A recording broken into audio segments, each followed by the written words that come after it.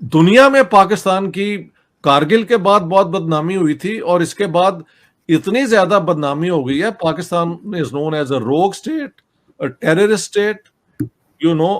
ये हर किस्म का वो और एक ये इस किस्म के नाम पाकिस्तान के साथ जुड़े हुए हैं इन ये जिहादी ग्रुप्स की वजह से। जिहादी group, I can tell you Arzoo, एक दिन नहीं टिक सकते पाकिस्तान में अगर उनको कोई प्रोटेक्ट ना कर रहा हो। ये एक वेल नोन लॉ है कि ठीक है, 8 घंटे 10 घंटे राइटिंग टेररिज्म हो सकती है, अगर 1-2 दिन हो जाए तो then somebody is helping this people out. ये है बैकग्राउंड। लेकिन सर इससे इनको हासिल क्या हुआ? पाकिस्तान को ऐसा करके इन्होंने ये क्या अचीव करना चाह रहे थे? हासिल ये नाम ही हुआ, खराब हुआ ना, नाम खराब हुआ। और अब जब भी कोई बात की जाती है, मैं कहती हूँ कि बहुत बड़ा दिल है इंडियंस का कि अभी भी उनके प्राइम मिनिस्टर ने अफसोस किया है यहाँ पे फ्लड के ऊपर, और कहा जा रहा है कि जी वो तैयार हैं वेजिटेबल्स और दूसरी चीजें देने के लिए। लेकिन अच्छा यहाँ पे ये शर्मिंदा नहीं है। अब ये शर्मिंदा तो तब होंगे जब ये मानेंगे। लेकिन इन्होंने हासिल क्या किया? ये 26/11 जो मुंबई अटैक एक तरह से कहा जाता है हुआ था इंडिया में, उसके पीछे क्या चीज थी? और सबसे ज्यादा इंडिया ने बहुत बार कंप्लेन की, कहा गया, पाकिस्तान को शिकायत की शुरू में। हामिद मीर साहब जो सीनियर जर्नलिस्ट हैं और कई लोगों ने कहा कि जी बिल्कुल अजमल कसाब का यहीं पे घर है और सारा कुछ, पेरेंट्स भी उसके दिखाए गए। बाद में पाकिस्तान ने इनकार कर दिया। तो इस तरह की सिचुएशन जब रही, तो उसके बाद अगर अभी हम फ्लड के वक्त हम इंडिया की तरफ देख रहे हैं और हमारा ख्याल है कि हम वाघा बॉर्डर भी खोल दें और वहां से इंडिया से कुछ वेजिटेबल्स और दूसरी चीजें पाकिस्तान में जो है लाई जाएं, तो क्या ये सब कुछ हो पाएगा? और सबसे बढ़कर के इसके जो मुंबई अटैक है उसके पीछे की हकीकत क्या है? हकीकत बिल्कुल वही है जो आपने बताया। देखें, पाकिस्तान के जो क्या कहना चाहिए, कॉन्शियंशियस लोग हैं, वो पेट्रियाटिक भी बहुत हैं, इसमें कोई शक नहीं। लेकिन सच बोलने की आदत कुछ लोगों की होती है। हामिद मीर साहब और कई और लोग, मैं एक और जर्नलिस्ट को जानता हूं जिसकी मुझे एक ग्रुप में उन्हें बुलाया गया और मेरी उनसे बात फेस टू फेस हुई। उन्होंने कहा, सर मैं भी उनके गांव गया था और उनके वालिद, ये जो है अजमल कसाब के वालिद को मैंने भी इंटरव्यू किया था। और डेफिनेटली ये जो फरीदकोट एक छोटा सा गांव है, वहां के ये रहने वाले हैं। और जो इंडियन ने पकड़ ली है इनको, अपना अजमल कसाब को, तो वो पाकिस्तानी है, देर इज नो डाउट। बाद में मुझे पता लगा कि वो अपना मुजंग के सफाले चौक के इलाके में रहता रहा है। ये वही इलाके हैं जहां से मैं खुद बिलोंग करता हूं। तो उसकी तो मैंने सारी बैकग्राउंड ट्रेस कर ली है। 110% वो बच्चा जो था पाकिस्तानी था, एक इंतहाई गरीब फैमिली में था।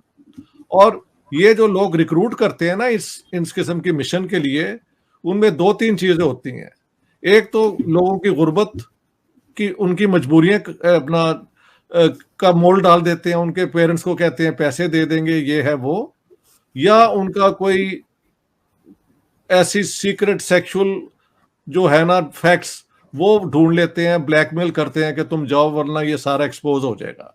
These are the two things they have used to recruit people into suicide missions, terrorist missions.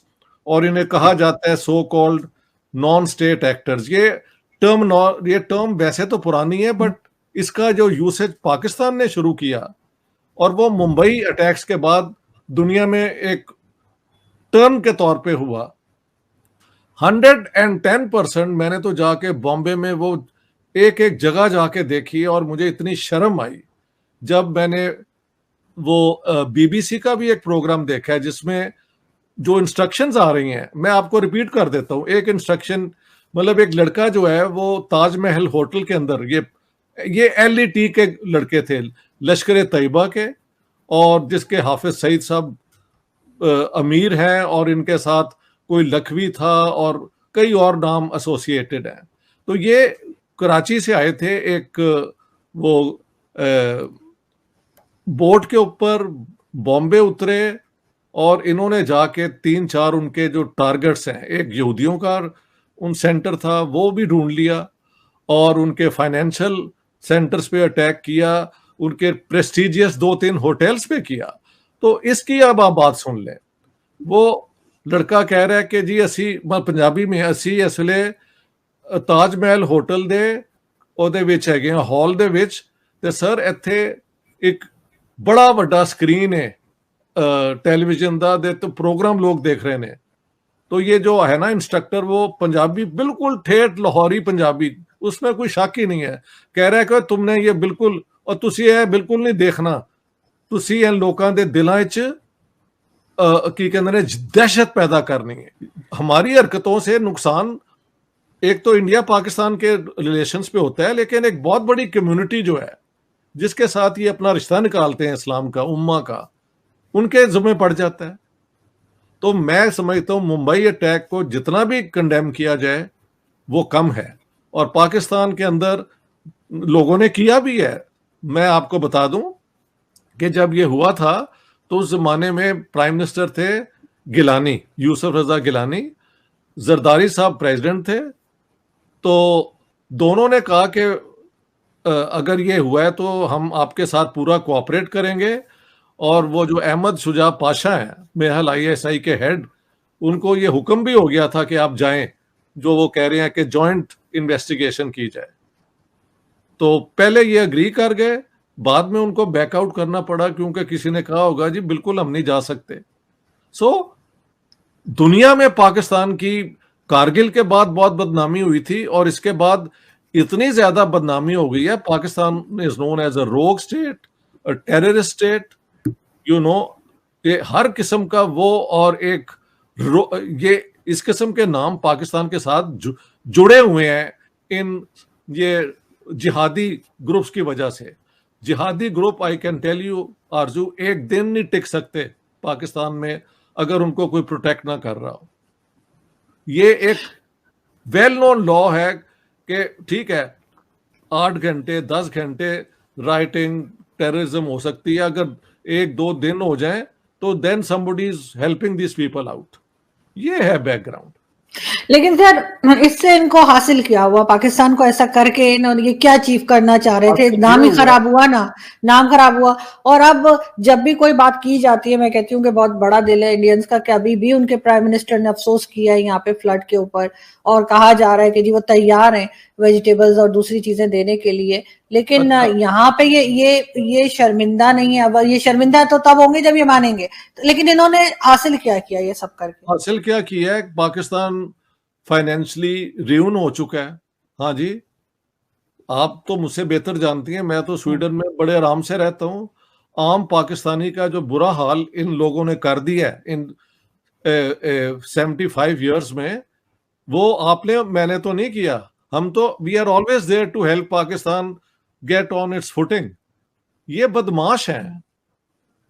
मेरे दिल से अब यही अल्फाज इनके लिए निकलते हैं, किसी का खून बहा देना, यार ये कहाँ की इंसानियत है? हाँ जी।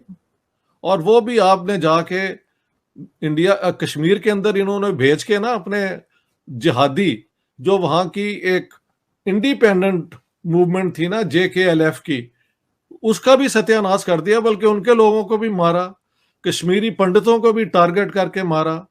तो इंडिया का बहुत बड़ा दिल है यार, ये मानना पड़ेगा। ये अगर पाकिस्तान होता तो पता नहीं क्या हो जाता, बट द बरक्स जो है कि इंडिया ने बहुत बर्दाश्त की है।